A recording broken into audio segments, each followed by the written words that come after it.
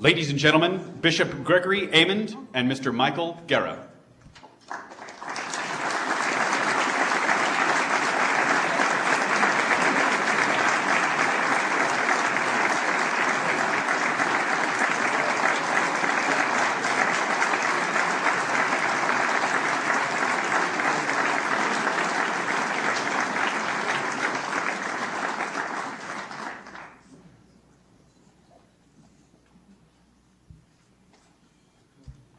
Ladies and gentlemen, the President of the United States.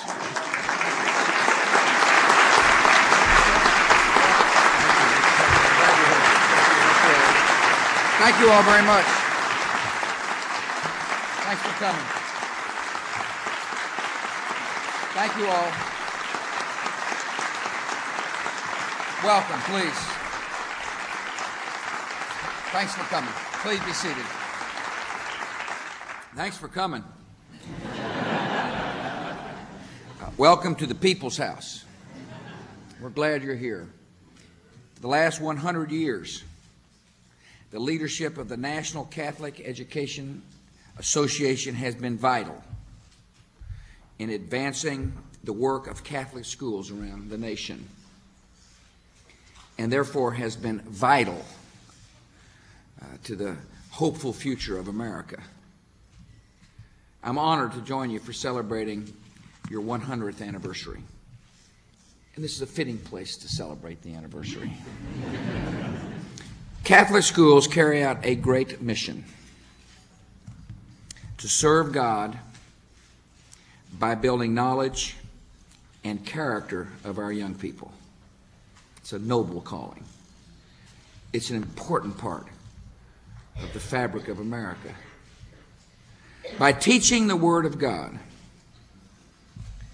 you prepare your students to follow a path of virtue and compassion and sacrifice for the rest of their lives. And by insisting on high standards for academic achievement, Catholic schools are a model for all schools around our country.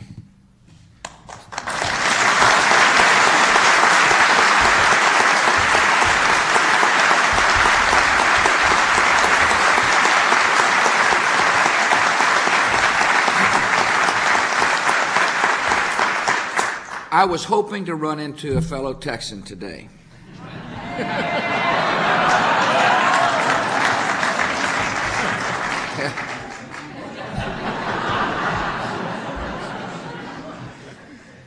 His Excellency Gregory Amond is the bishop from Austin, Texas.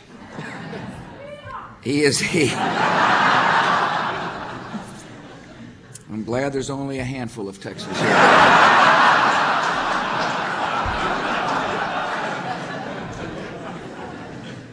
The bishop is the board chair of the National Catholic Education Association, and I want to thank you for joining us. I appreciate Michael Guerra. Michael Guerra is the president of the National Catholic Education Association. Michael, thank you. And thank you for all the board members who graciously had a picture taken in the blue room with me. I appreciate you doing that. His Excellency John Cummings, who's the Bishop Emeritus of Oakland, California, is with us. His Excellency, thank you for being here, sir. I appreciate Carl Anderson, the Supreme Knight of the Knights of Columbus and Dorian, for joining us today. I'm sorry my neighbor, His Eminence Theodore Cardinal McCarrick, is not with us. He's a decent man. I really am proud to call him friend. He's a really good guy, as we say in Texas. I appreciate you all coming. I really do. Thanks for being here. Catholic educators share the basic conviction that every child can learn. And every child can learn to lead a life of service. It's a pretty good mission statement, isn't it? Let us teach every child to read and write and add and subtract. And as we do so, let us teach every child to serve a cause greater than self. The whole nation benefits because of the good scholars and good citizens who graduate from Catholic schools. That is a fact.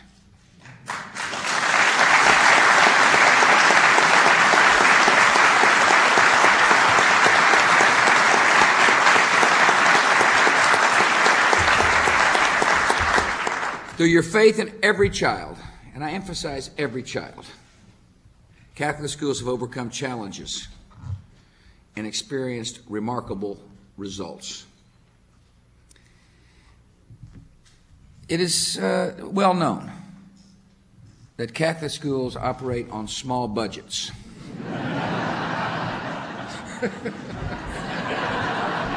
Proof of the truth. Yes.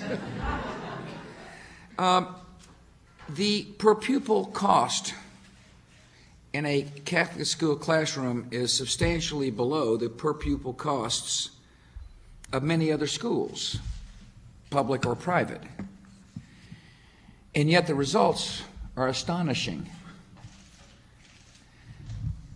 2.6 million students who attend Catholic schools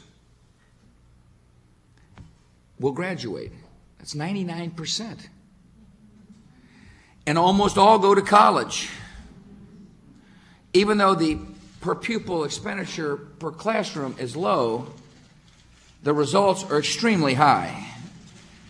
That says something's going right. Starting with the fact that Catholic schools have high expectations. You challenge what I call the soft bigotry of low expectations. You believe in the worth of every person and every child. You believe that inherent in every child is the capacity to learn, and you refuse to quit on any child.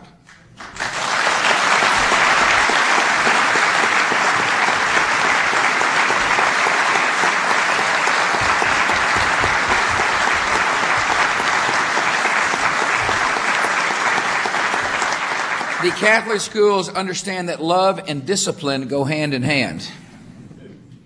The Catholic schools are willing to change curriculum if it doesn't work. The Catholic schools sometimes meet longer hours than some would expect is the norm. Take LaSalle Academy, a Catholic school in Philadelphia. Students attend classes from 8 a.m. to 5 p.m. And the school year is several weeks longer than average. Whatever it takes to make sure no child is left behind, the Catholic schools do. In addition to learning to read and write, students take courses in computers and music and art. David McDonough, the principal of the school, said this: "We bombard them," that would be his students,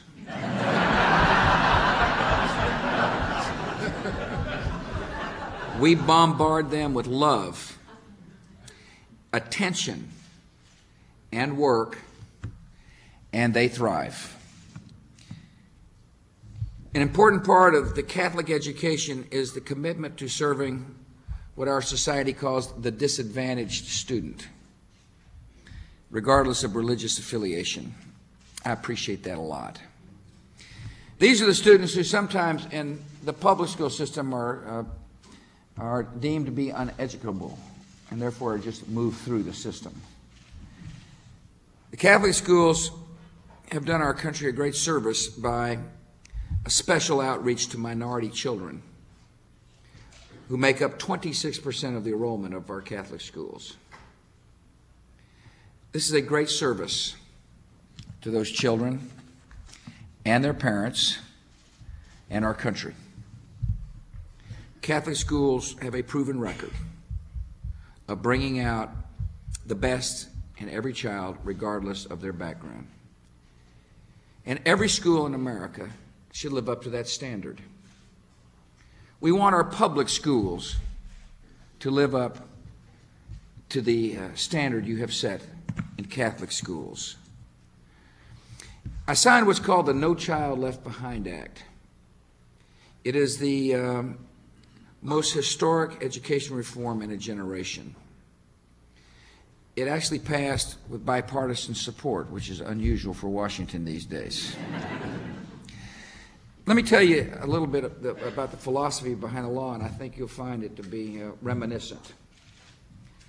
First, the law assumes that every child can learn, and therefore expects every child to learn.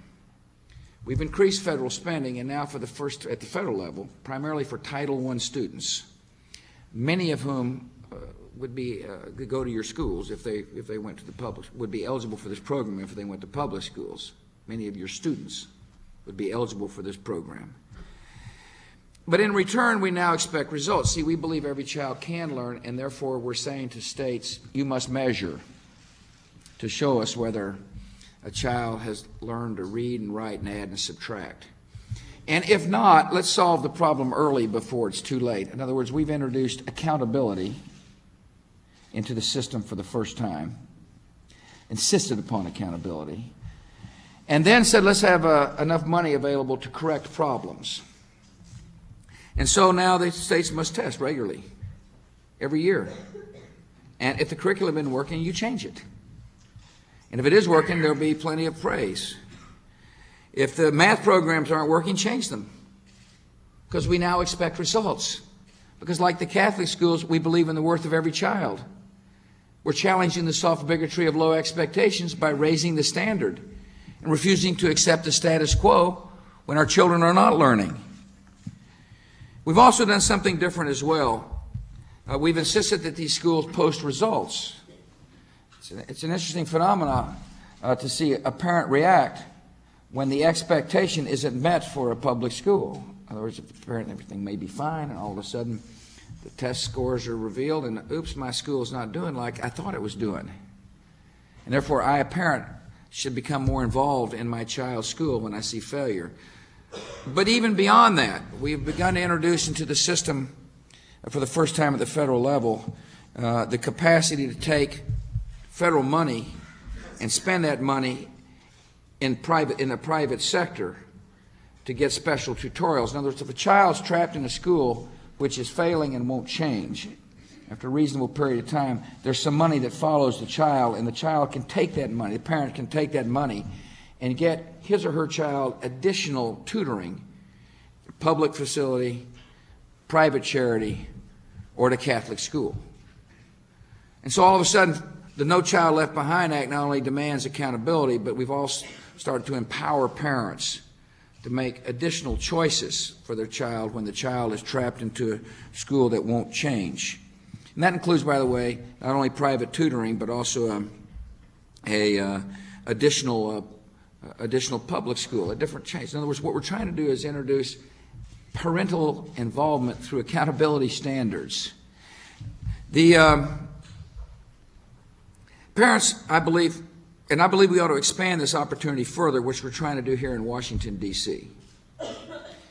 And I want to describe to you right quick what this administration has done, where you can help a little bit in perhaps influencing the process. To begin, what I think is a major reform. As you know, the government is responsible for much of the education in Washington, D.C. And so, working with people in Congress, we decided to expand on the spirit of the No Child Left Behind Act and introduce school choice here in Washington. And under this program, the federal government would provide what's called scholarships to low-income families with children in underperforming schools. These families whose children clearly need better choices. If you're going to an underperforming school, you need a better choice. Would receive a scholarship of up to $7,500 federal money to help meet the cost of tuition at any school of the parent's choice, a private school or a Catholic school for that matter. I suspect that this program would have a lot of takers when we can get it funded, because I think some parents, any parent, regardless of his or her income status, wants the best for their child. And when they begin to feel like the school isn't meeting the child's needs, it's just natural that they be looking for an alternative. The Catholic school system here in D.C. provides a really good alternative. And the federal government is now willing to help fund that alternative.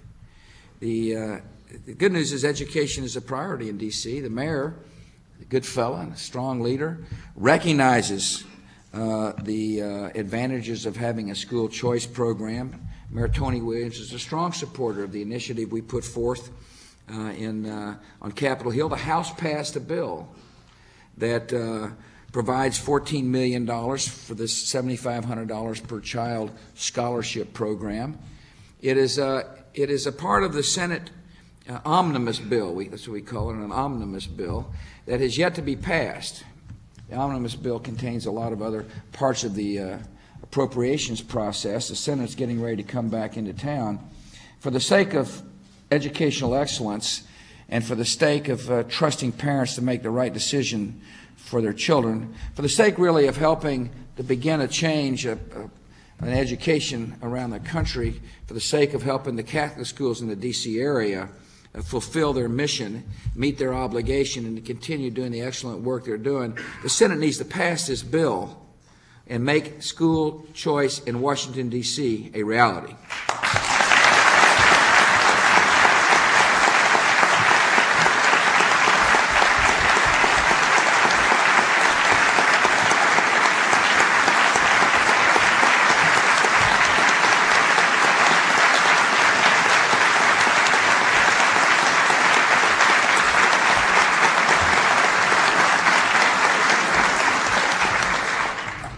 I want to build on this vital reform. I'm going to ask Congress to provide $50 million new dollars in this year's budget for what we call a National Choice Incentive Fund.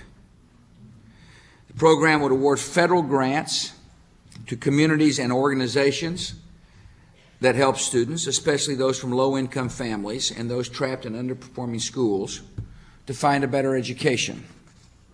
Become seed money for additional programs like the DC Choice program I just described to you.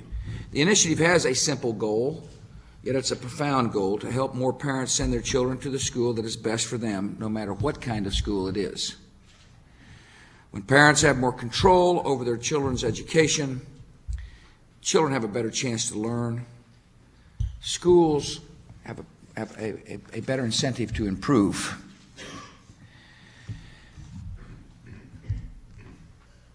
Much of what is behind the No Child Left Behind Act, the spirit and the philosophy of the No Child Left Behind Act, came from the example set by the Catholic schools. It's this sense of what is possible. It is a sense that everybody has worth, that each soul matters, and therefore we will not accept systems that just shuffle people through. Everyone involved in the National Catholic Education Association can look back with pride over 100 years of excellence. And that's what we're here to celebrate today. 100 years of excellence. You are serving God by serving our children. You're making America a stronger and more compassionate country, one child at a time. Congratulations and thank you.